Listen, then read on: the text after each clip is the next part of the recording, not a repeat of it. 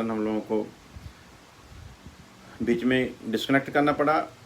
और आप लोग ध्यान रखें, इसके अभी 2 पार्ट हो जाएंगे। सो बाद में मैं लिख दूंगा उस पर कौन सा पहला पार्ट है और कौन सा दूसरा पार्ट है। सो दुआ करते रहें ताकि ये दोबारा प्रॉब्लम हमको सामना न करना पड़े। खुदा अपने वचन को लोगों तक पहुंचने के लिए मदद करे। हालेलुया। सो नंबर 3 पर हम लोग पहुंचे थे। उस धर्मी ने उस पाप, मौत और शैतान पर जय हासिल करके उस मौत के खौफ को खत्म किया जिस मौत ने पाप के साथ मिलकर इस संसार पर राज्य किया था। एक इंसान की वजह के कारण पाप हुआ और पाप मौत को लेकर आया।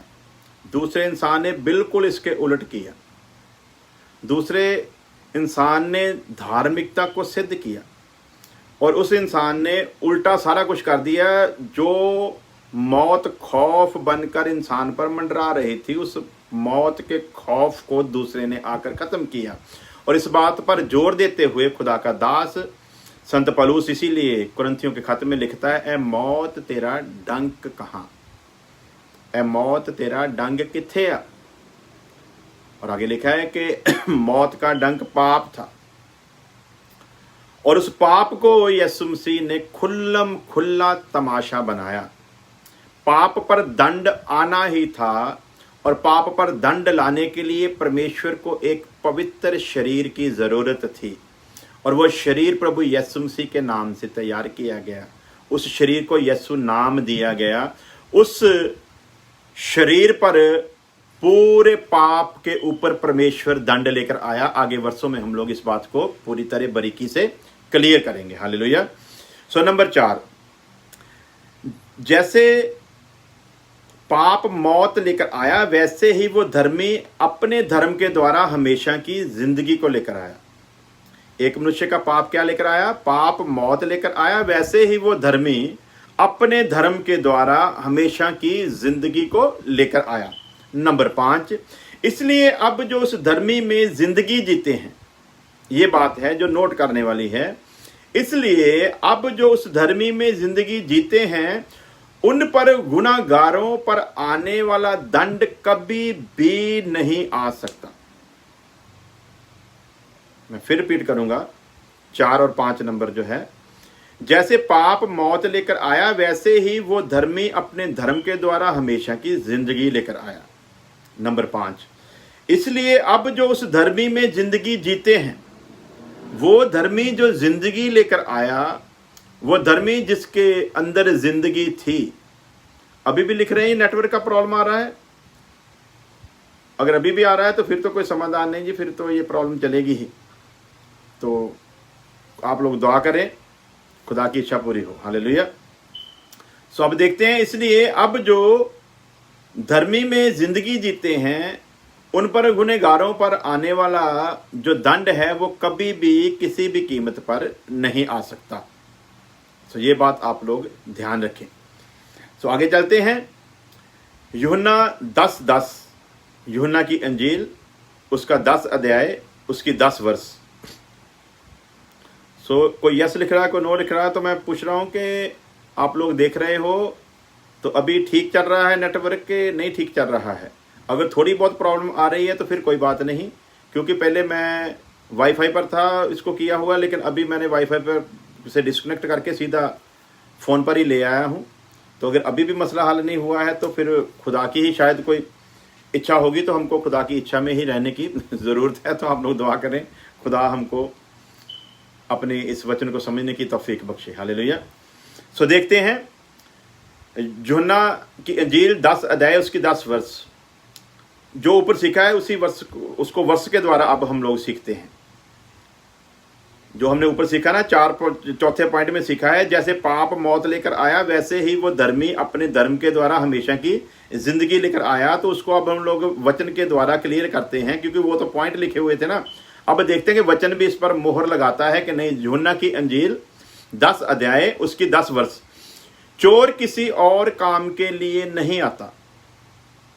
जो चोर है वो किसी और काम के लिए नहीं आता, परंतु केवल चोरी करने और घात करने और नष्ट करने को आता है। चोर जब आता है किस लिए आता है?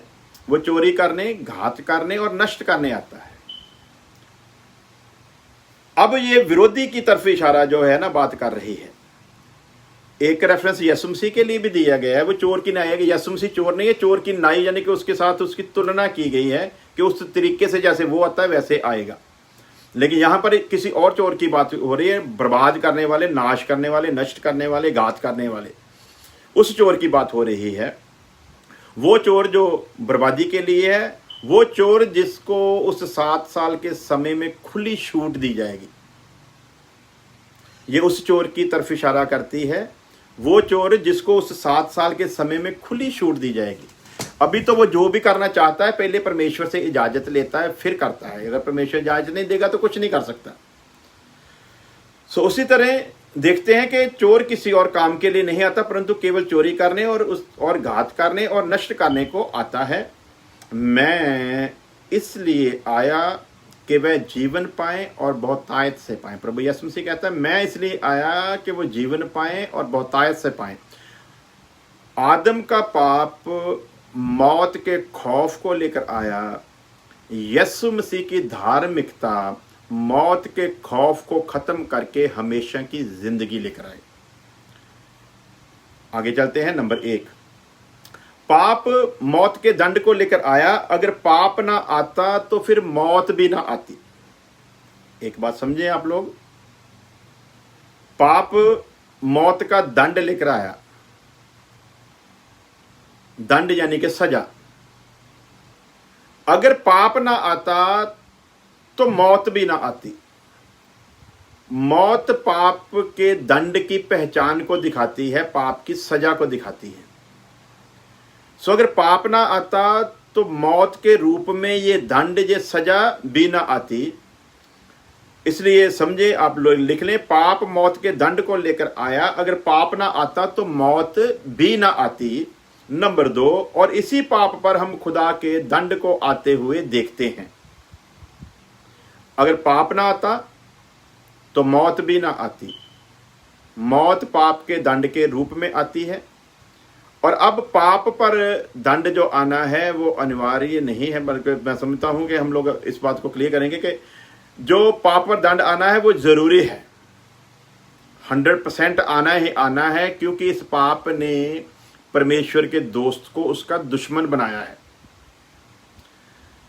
इस पाप ने परमेश्वर के दोस्त से उसकी जिंदगी को छीना है। इस पाप ने उसके दोस्त की संगति को उससे अलग किया है।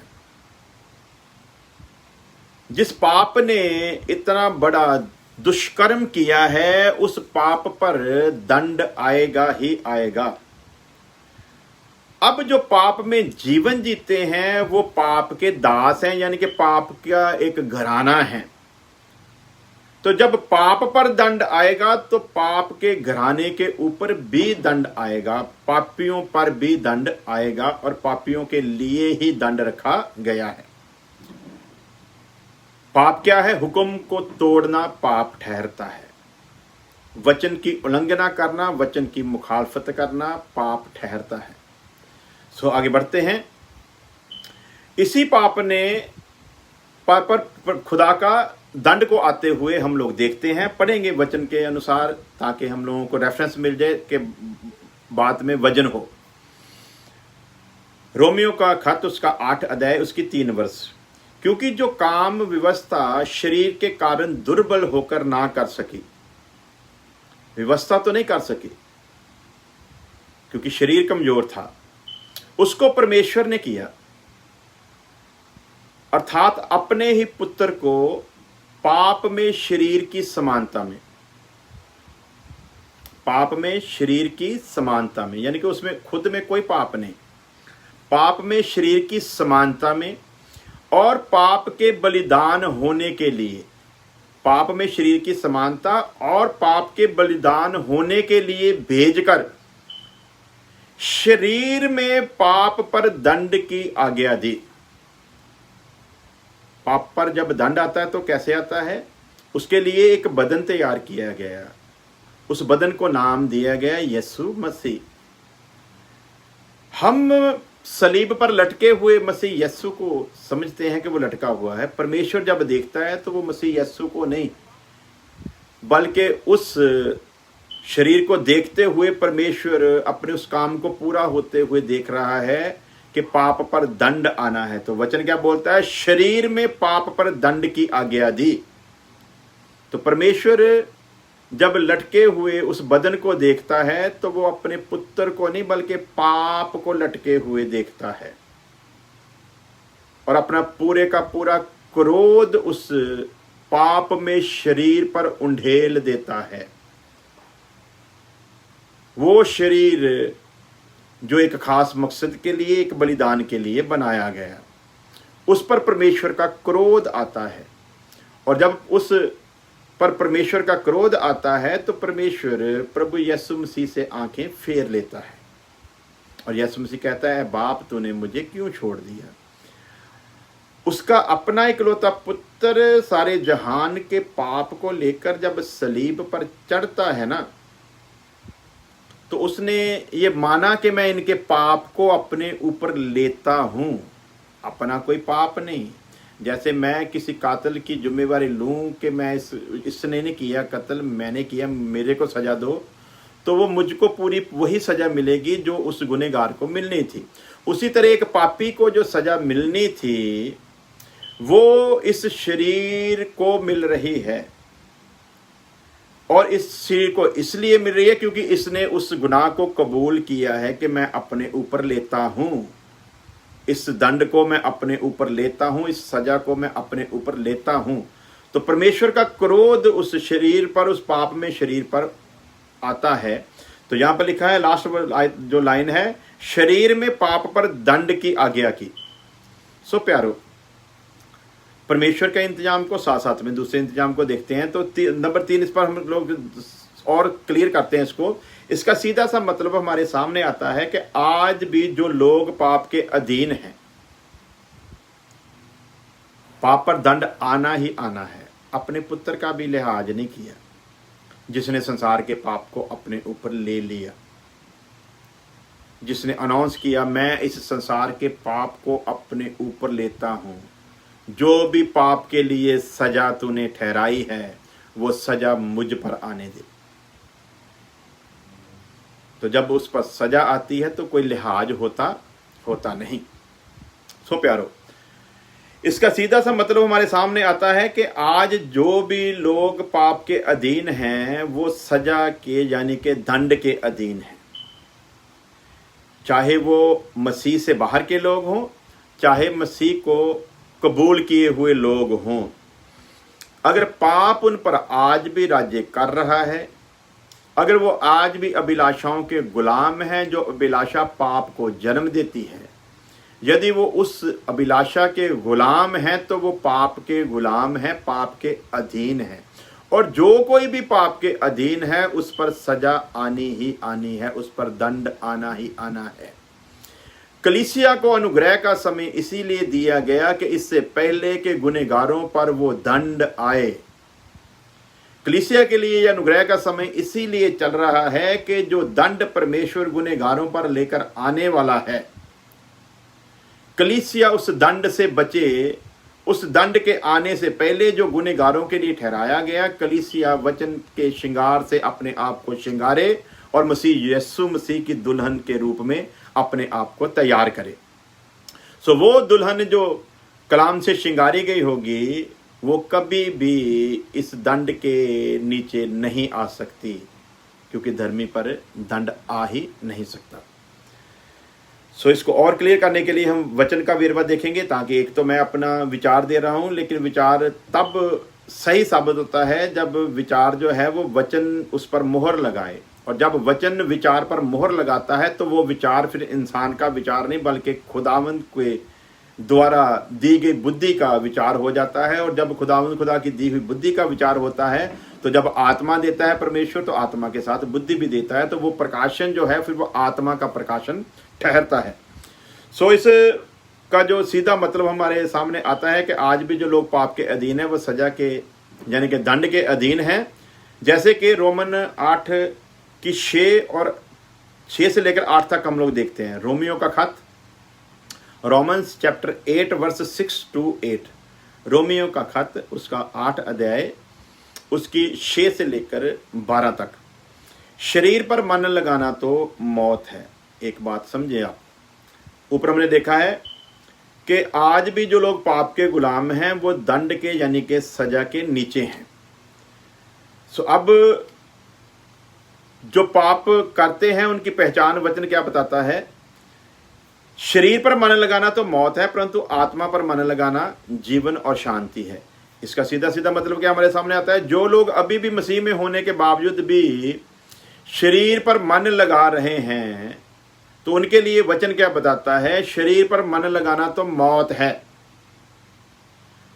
तो अब यदि मैं अपनी मिसाल देता हूं, अब यदि मैं शरीर पर मन लगाए बैठा हूं, मैं शरीर की अभिलाषाओं को पूरा कर रहा हूं, आज प्रभु यीशु मसीह आ जाए दुल्हन को लेने के लिए, तो यदि मैं शरीर पर मन लगाए हुए हूं तो वचन कहता है शरीर पर मन लगाना तो मौत है।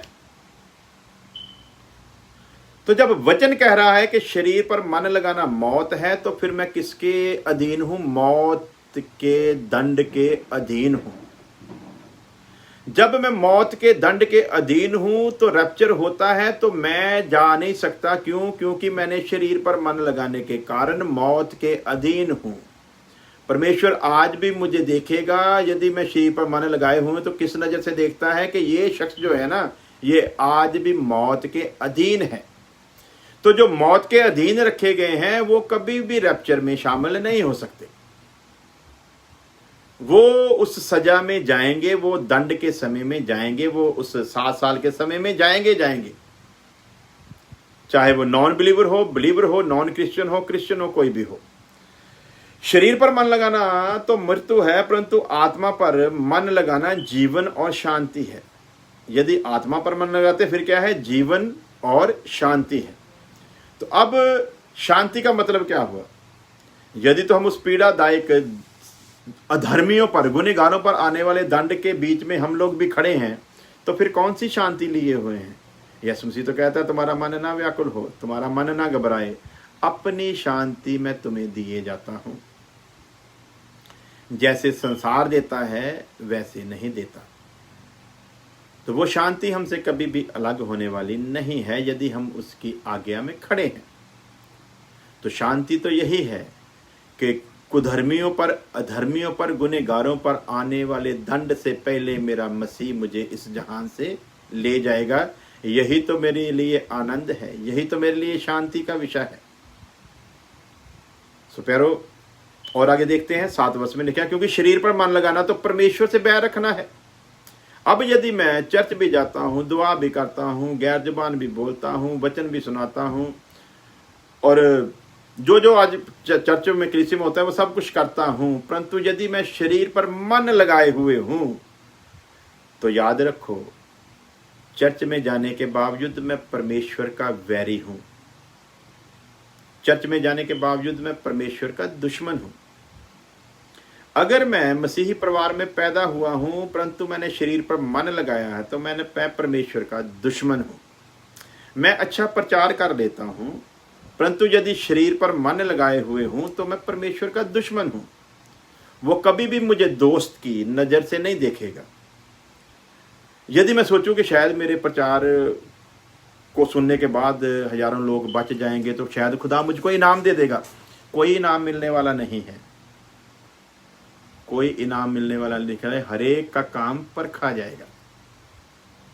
तो जब हरेक का काम परखा जाएगा ना, तो काम के अनुसार ही तो फल मिलने वाला है ना। तो यहां मेरे काम को परखा जाएगा, वहां मुझको भी परखा जाएगा। तो ये बात याद रखें। मसीही घराने में होने के बावजूद, प्रचारक होने के बावजूद, भविष्य वक्ता होने के बावजूद, उस्ताद टीचर होने के बावजूद, चाहे मैं कुछ भी हूं, अगर मैं शरीर पर मन लगाए हुए हूं, कर सब कुछ रहा हूं, मुझको सुनकर हजारों लोग मसीह पर ईमान ला रहे हैं, मुझको सुनकर हजारों लोग तौबा कर रहे हैं, मुझको सुनकर हजारों लोग रो पड़ते हैं, जो मर्जी करते हों, परमेश्वर इन चीजों को नहीं देखेगा। परमेश्वर किसको देखेगा? क्या ये मेरा बंदा जिस्म पर ध्यान लगाए हुए तो नहीं है? ये मेरा बंदा जिस्म की ख्वाहिशों का गुलाम तो नहीं है, ये मेरा बंदा इस संसार से मोहब्बत करने वाला तो नहीं है। अगर वो देखता है कि ये संसारिक है, ये जिस्मानी है, तो वो मेरे किए हुए काम को नहीं देखेगा, क्योंकि उसने वचन में लिख कर दिया, तेरे ये काम मेरे आगे फटे हुए कपड़ों की नाई, बिखरे हुए चित्रों की मांदी है, इनका कोई वजूद नहीं है। मैं कुछ भी कर रहा हूं मसीह के लिए, उसका कुछ भी फायदा नहीं है अगर मैं जिस्म की ख्वाहिश का गुलाम हूं। अगर मैं संसार से मोहब्बत करता हूं, वचन कहता है तू मेरा दुश्मन है। तो दुश्मन को वो रैप्चर में क्यों लेकर जाएगा? दुश्मन को वो जन्नत का वारिस क्यों बनाएगा? दुश्मन को वो अपने घर का अधिकारी क्यों बनाएगा? दुश्मन तो दुश्मन है, और परमेश्वर दुश्मन को बड़ी सख्त नजर से देखता है। पाप बनाना दुश्मन, दंड लाया। अब जो पाप का गुलाम होकर जिंदगी जिएगा उस पर भी वैसा ही दंड आएगा। ये बात आप याद रखें। सो जहां मैंने ये सब कुछ करना है, वहां पर मेरे लिए ये जरूरी है, मैंने हर दिन नया बनते जाना है। हर वो ख्वाहिश जो मुझको प्रभु से दूर ले जाने की कोशिश करे, उस ख्वाहिश के ऊपर मैंने जय पानी है। जय पाते पाते पाते पाते मैंने उसके आने के दिन तक कामिल और सिद्ध होना है। अंश अंश करके मैंने अपने उद्धारकर्ता प्रभु यीशु मसीह की सूरत पर बनना है। सो ध्यान रखें, क्योंकि शरीर पर मन लगाना तो परमेश्वर से सीधा सीधा बैर रखना है, क्योंकि ना तो परमेश्वर की व्यवस्था के अधीन है और ना ही हो सकता है। ये शारीरिकता जो है, शरीर की अभिलाषा, शरीर की इच्छा जो है, वो परमेश्वर की व्यवस्था के अधीन नहीं है। इसलिए याद रखें, जो जिस्म की ख्वाहिशों पर मन लगाता है वो परमेश्वर का दुश्मन है। आगे चलते हैं। और जो शरीर के दशा में है वह परमेश्वर को प्रसन्न कर ही नहीं सकता। जो शरीर की दशा में है, जो जिस्म की ख्वाहिशों का गुलाम है, वो परमेश्वर को कभी खुश कर ही नहीं सकता। सो इसलिए आप लोग ध्यान रखें, किसी भी संसार की चीज का हमको गुलाम नहीं होना। आज परमेश्वर हमको बोले कि ये सब कुछ छोड़ दे, इस ढंग की तैयारी होनी चाहिए। तब ये नहीं कहना परमेश्वर मैंने तो बड़े चाव के साथ बनाया था, मैंने तो इस पर बहुत मन लगाया था, तू मुझको छोड़ने के लिए क्यों कह रहा है? परमेश्वर आपसे वही चीज मांगेगा जिससे आप सबसे ज्यादा मोहब्बत करते हो, क्योंकि उसने भी अपना प्यारा पुत्र दिया है। आपसे भी वो आपकी प्यारी चीज ही मांगेगा। इसलिए ध्यान रखना, जिस चीज पर मन लगाओगे ना उसी को मांग लेगा, जिससे प्यार करोगे उसी को मांग लेगा। इसलिए ध्यान रखो, परमेश्वर के लिए सब कुछ कर गुजरने वाला ही उसके राज्य का अधिकारी है। सो जो शरीर की दशा में है वह परमेश्वर को प्रसन्न ही नहीं कर सकता है। ये बात तो सीधी सीधी हमारे सामने आ गई है। नंबर 4, और जो लोग पाप से छुड़ाए गए और धर्म के दास हो गए और वचन के अनुसार पवित्रता का जीवन बिता रहे हैं, उन पर पाप फिर अपनी प्रभुता कर ही नहीं सकता, जैसा रोमियो 8:2 में हम लोग पढ़ते हैं। मैं फिर रिपीट करता हूं, जो लोग पाप से छुड़ाए गए, धर्म के दास हो गए और वचन के अनुसार पवित्रता का जीवन बिता रहे हैं, उन पर पाप फिर अपनी प्रभुता नहीं कर सकता, जैसा रोमियो 8:2 में हम लोग पढ़ते हैं। क्योंकि जीवन की आत्मा की व्यवस्था ने मसीह यीशु में मुझे पाप की, मौत की व्यवस्था से स्वतंत्र कर दिया है। क्लियर कर दिया। जीवन की आत्मा की व्यवस्था ने मसीह यीशु में मुझे पाप की और मौत की व्यवस्था से स्वतंत्र, मुझको आजाद किया, पाप से आजाद किया। पाप का जो दंड जिसका नाम मौत है, मुझे उससे भी आजाद किया है। पाप की वजह से दंड आएगा और दंड मौत है, मुझे उसने दोनों चीजों से छुड़ा दिया है और पूरी तरह से स्वतंत्र कर दिया है। इसलिए ये 4 पॉइंट जो हम लोगों ने चौथा पढ़ा वो उसको क्लियर करता हूं। फिर जो लोग पाप से छुड़ाए गए, जैसा हमने पढ़ा कि यीशु मसीह ने मुझे पाप और मौत की व्यवस्था से आजाद कर दिया है। जो लोग छुड़ाए गए, जो आजाद किए गए, धर्म के दास बनाए हैं फिर उसने, और जो दास बन गए हैं वचन के अनुसार पवित्रता का जीवन बिता रहे हैं। ये पहचान है उनकी। जो पाप और मौत की स्वतंत्रता व्यवस्था से छुड़ाए गए, आजाद किए गए हैं, उनकी पहचान है वो धर्म के दास हैं, वचन के अनुसार पवित्रता का जीवन जीते हैं। जो ऐसा करते हैं उन पर पाप फिर अपनी प्रभुता नहीं कर सकता, जैसा वचन में हम लोगों ने पढ़ा। इसके और भी हम लोग विचार करते हैं इस पर कि और वचन हमको क्या क्या बताता है। नंबर 5, जिनको उसने मौत की शरीयत से आजाद किया उन पर उसने धर्मी होने की मोहर भी लगाई है। सिर्फ हम लोगों ने जो वचन पढ़ा ना ऊपर 8:2 में पढ़ा है कि उसने पाप और मौत की व्यवस्था से स्वतंत्र किया, आजाद किया है। सिर्फ पाप और मौत से आजाद नहीं किया, जिनको उसने मौत की शरीयत से आजाद किया उन पर उसने धर्मी होने की मोहर लगाई है। एक काम और किया है कि उन पर उसने धर्मी होने की मोहर लगाई है। नंबर 6, जिन पर उसने धर्मी होने की मोहर लगाई है उनको महिमा भी दी है। 3 काम हम देखते हैं। नंबर 1, पाप और मृत्यु से उसने हमको आजाद किया है। आजाद जब किया है तो हमने उसमें चलने का निर्णय लिया और हम लोग चले। जब उसने हमारे चाल चलन को देखा कि ये चाल चलन वैसा ही है जैसा एक मसीही बंदे का होना चाहिए, तो उसने हम पर धर्मी होने की मोहर लगाई है।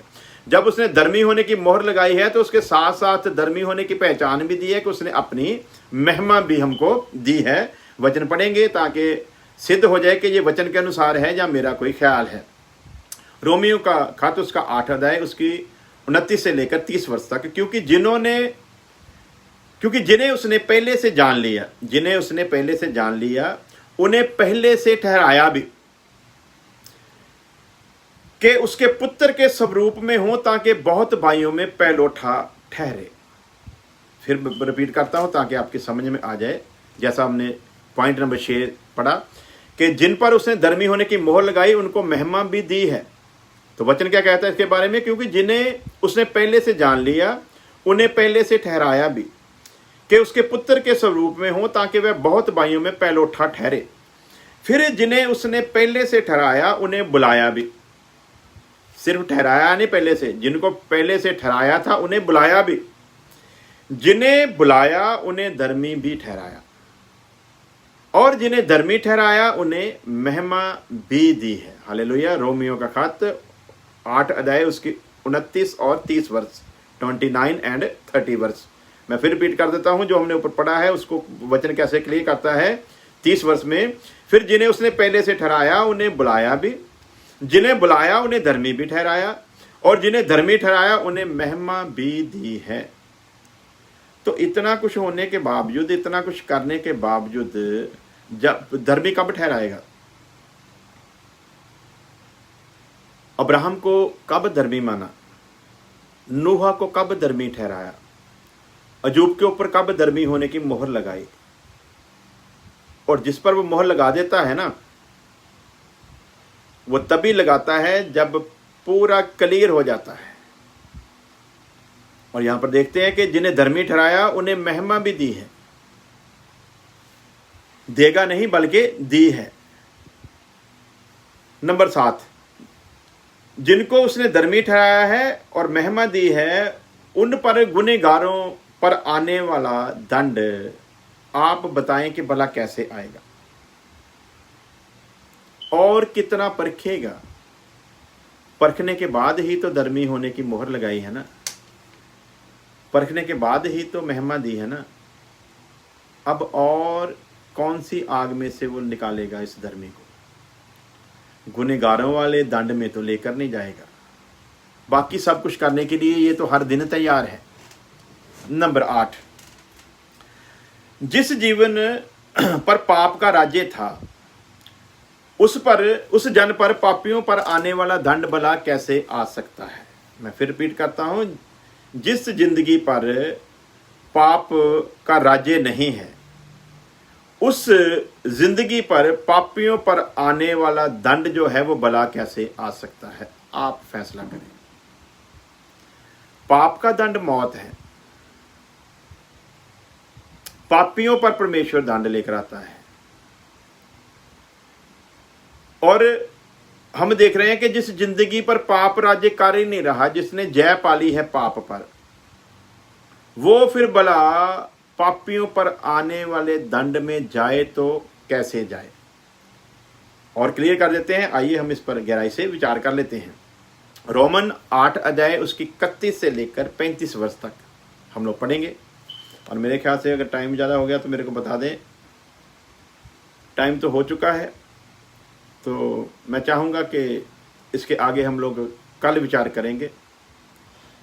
तब तक के लिए खुदा आप सबके साथ हो, क्योंकि इतना भी देना ठीक नहीं है। कल के लिए थोड़ा रखते हैं, फिर परसों के लिए रखेंगे। सो इतने पर ही आप लोग विचार करें। कल अमेरिका में संडे है और इंडिया में संडे शुरू हो चुका है। सो आप लोग नोट कर लें कि कल जो इस वक्त हम लोग प्रोग्राम कर रहे हैं, कल आप लोग इसको नहीं देख पाओगे। कल हम लोग संडे की जो वर्शिप रेगुलर करते हैं वही हम लोग करेंगे। इस समय जो हम लोग कर रहे हैं ये कल नहीं होगा। सो इस बात को आप लोग नोट कर लें। कल हम लोग नहीं मिलेंगे। कल का मतलब कि आपके जब मंडे की सुबह 7:30 होंगे तब आप इस प्रोग्राम को नहीं देख पाओगे। मंडे 7:30 बजे आप लोग इस प्रोग्राम को नहीं देख पाओगे। संडे की नाइट को आप लोग, संडे की जो हमारी रेगुलर वर्शिप है उसको आप लोग देख सकते हैं। न्यूयॉर्क का टाइम होगा 12:30 और आपके इंडिया में रात के 10 बजे होंगे।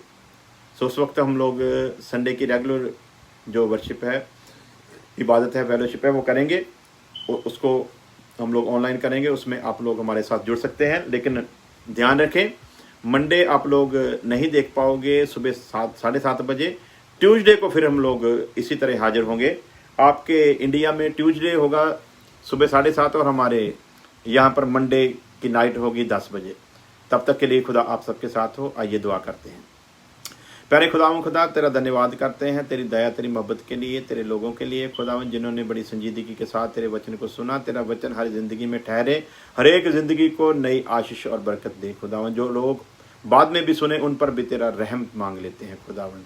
जितने भी लोगों ने प्रार्थना करने के लिए कहा खुदावन, एक एक जिंदगी पर तेरे रहम को मांग लेते हैं खुदावंद। हर एक जिंदगी से तू खुदावंद हर मुश्किल को खुदावंद दूर कर और अपने लोगों पर रहम कर खुदावंद, और अपने नाम को उन पर प्रकट कर खुदावंद। और जो भी तेरी नज़र में भला है खुदावंद, वो सब तो अपने लोगों पर बड़ी ही करुणा के साथ कर। आने वाले सारे समय को तेरे मुबारक हाथों में देते हैं। हमारी प्रार्थना को सुन ले मसीह यीशु के नाम में, आमीन। अब हमारे खुदा यीशु मसीह का फजर, खुदा बाप की मोहब्बत, पाक रूह की संगत अब से लेकर हमेशा तक उसके तमाम लोगों के साथ बनी रहे, आमीन आमीन। खुदा आप सबको आशीष और बरकत दे। तो फिर मिलते हैं। फिर मैं रिपीट कर देता हूँ, इंडिया के हिसाब से हम लोग ट्यूसडे मॉर्निंग टाइम 7:30 बजे ऑनलाइन होंगे, और न्यूयॉर्क के हिसाब से हम लोग मंडे नाइट को 10 बजे, और इंडिया के हिसाब से ट्यूसडे यानी कि मंगलवार सुबह 7:30 बजे। और जो हमारी संडे की वर्शिप है वो न्यूयॉर्क टाइम के मुताबिक 12:30 बजे शुरू होगी, और इंडिया में संडे की उस वक्त रात के 10 बजे होंगे। सो खुदा आप सबके साथ हो। सबको जय मसीह की।